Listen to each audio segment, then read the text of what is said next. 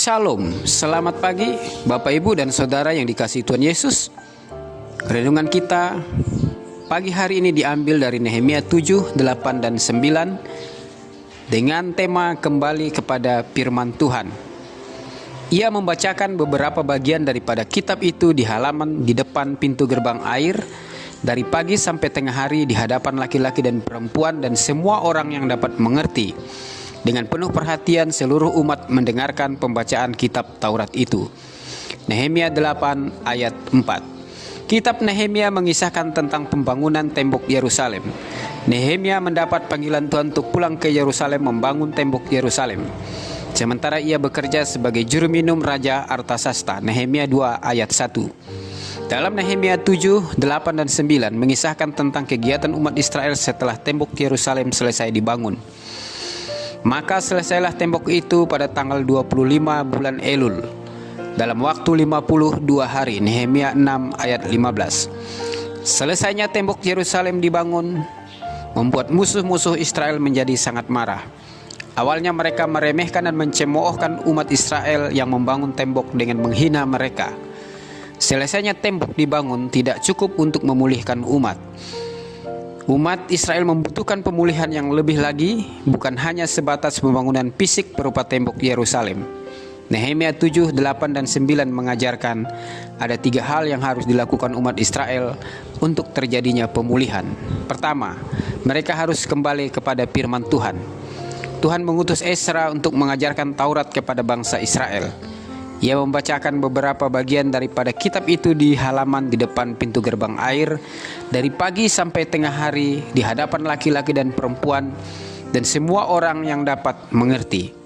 Dengan penuh perhatian seluruh umat mendengarkan pembacaan kitab Taurat. Nehemia 8 ayat 4. Bagian-bagian kitab Taurat dibacakan setiap hari dari hari pertama sampai hari terakhir. 7 hari lamanya. Nehemia 8 ayat 19. Umat Israel menangis, mereka meresponi firman Tuhan dengan terharu.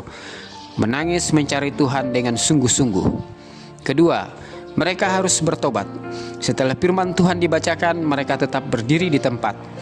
Mereka mengucapkan pengakuan dosa dan sujud menyembah kepada Tuhan, Allah mereka. Nehemia 9 ayat 3. Bangsa Israel sudah lama meninggalkan Tuhan, sampai mereka dibuang ke bangsa-bangsa lain.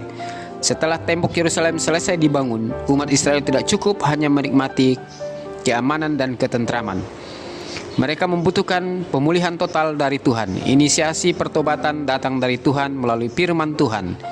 Firman Tuhan membangkitkan roh dan kesadaran. Kesadaran itu membuat mereka berbalik kepada Tuhan dan bertobat. Ketiga, mereka harus senantiasa bersyukur dan memuji Tuhan. Pujian adalah tanggapan kita atas kemahakuasaan dan kebesaran Tuhan. Umat Israel memuji Tuhan karena Ia adalah Allah yang besar dan dahsyat, Allah semesta alam. Dengan suara nyaring mereka berseru kepada Tuhan Allah mereka, "Bangunlah, pujilah Tuhan Allahmu dari selama-lamanya sampai selama-lamanya. Terpujilah namamu yang mulia, yang ditinggikan mengatasi segala puji dan hormat. Hanya Engkau adalah Tuhan. Engkau telah menjadikan langit, ya langit segala langit dengan segala bala tentaranya, dan bumi dengan segala yang ada di dalamnya. Engkau memberi hidup kepada semuanya itu, dan bala tentara langit sujud menyembah kepadamu."